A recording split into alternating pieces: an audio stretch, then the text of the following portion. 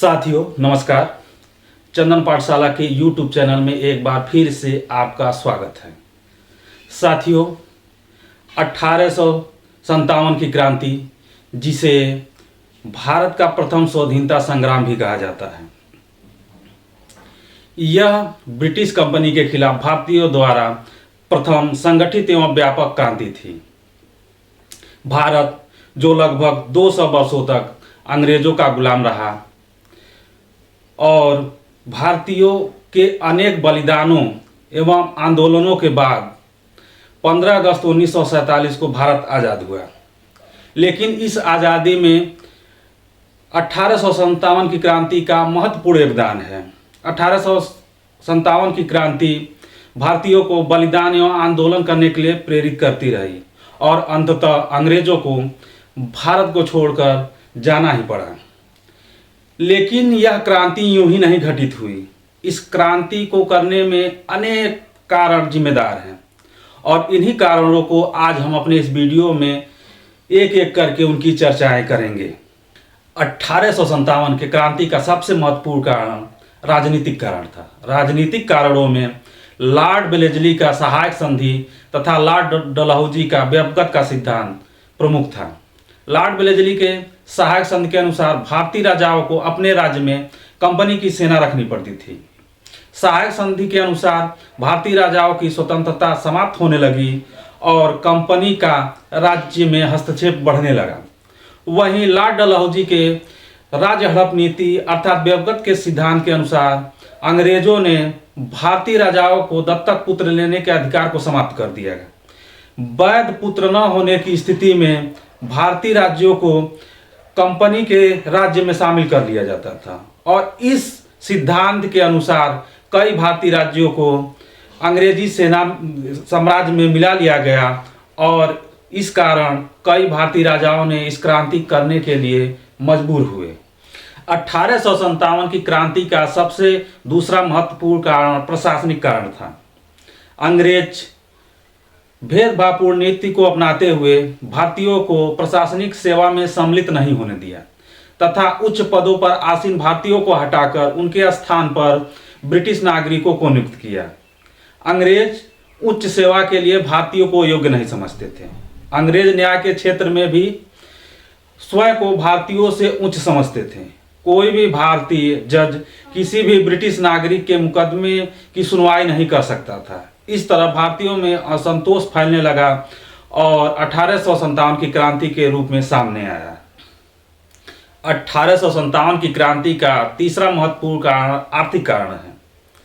ब्रिटिशों की भू राजस्व नीतियां जैसे अस्थायी बंदोबस्त, रैयतवाड़ी व्यवस्था तथा महलबाड़ी व्यवस्था के द्वारा किसानों का जमकर शोषण हुआ। व्यापारिक कंपनियों ने भी अपने नीतियों के मूल में आर्थिक लाभ को केंद्र में रखा। कंपनी के नीतियों से पारंपरिक जो उद्योग थे वे समाप्त हो गए। इससे दस्तकारी तथा हथकरघा में संलग्न लोग तथा किसानों की दशा अत्यंत शोचनीय हो गई और वे क्रांति के लिए प्रेरित हुए। 1857 की क्रांति में चौथा और सबसे महत्वपूर्ण कारण था सैन्य कारण। सेना में भारतीयों एवं अंग्रेजों का अनुपात 5:1 था। सेना में नस्ली भेदभाव मौजूद थे। भारतीय योग्य होते हुए भी अधिकतम सूबेदार के पद तक ही पहुंच पाते थे और उनके साथ भी बुरा बर्ताव किया जाता था। लॉर्ड कैनिंग के 1856 में सामान्य सेवा भर्ती अधिनियम के अंतर्गत भारतीयों को कभी भी समुद्र के पार सेवा के लिए भेजा जा सकता था और यह भारतीयों के सामाजिक और धार्मिक मान्यताओं के विपरीत था। 1854 में डाकघर एक्ट पारित किया गया और इस एक्ट के द्वारा भारतीय सेना को भी पत्र पर स्टैंप लगाना अनिवार्य कर दिया गया और यह भारतीय सेना के विशेषाधिकार का हनन था। इन सब कारणों के अलावा 1857 की क्रांति के तत्कालीन कारण भी थे। दिसंबर 1856 में सरकार ने लोहे की बंदूकों ब्राउन बेस की जगह न्यू इनफील्ड राइफल का प्रयोग करने का निश्चय किया। सैनिकों में यह बात फैल गई कि जो न्यू राइफल इनफील्ड का कारतूस है, जिसको मुंह से खींचने के बाद उसमें प्रयोग किया जाता है, उसमें गाय और सुअर की चर्बी है। अधिकारियों ने भी इस बात की जांच किए बिना ही उसका खंडन कर दिया। इससे भारतीय सैनिकों को यह विश्वास हो गया कि सरकार उनके धर्म को नष्ट कर देना चाहती है तथा उन्हें ईसाई बनाने का प्रयत्न कर रही है। 29 मार्च 1857 को चर्बी युक्त कारतूस के प्रयोग का विरोध 34वीं रेजिमेंट बैरकपुर के सैनिक मंगल पांडे ने किया। उन्होंने लेफ्टिनेंट बग और मेजर सार्जेंट की गोली मारकर हत्या कर दिया। सैन्य अदालत के निर्णय के बाद 8 अप्रैल 1857 को मंगल पांडे को फांसी दे दिया गया और वे प्रथम स्वतंत्रता संग्राम के प्रथम बलिदानी बने। इसके बाद 10 मई 1857 को मेरठ के बैरकपुर छावनी में तैनात सैनिकों ने इस चर्बी युक्त कारतूस का प्रयोग करने से मना कर दिया तथा अपने अधिकारियों पर गोली चलाकर उन्होंने इस क्रांति की शुरुआत कर दी।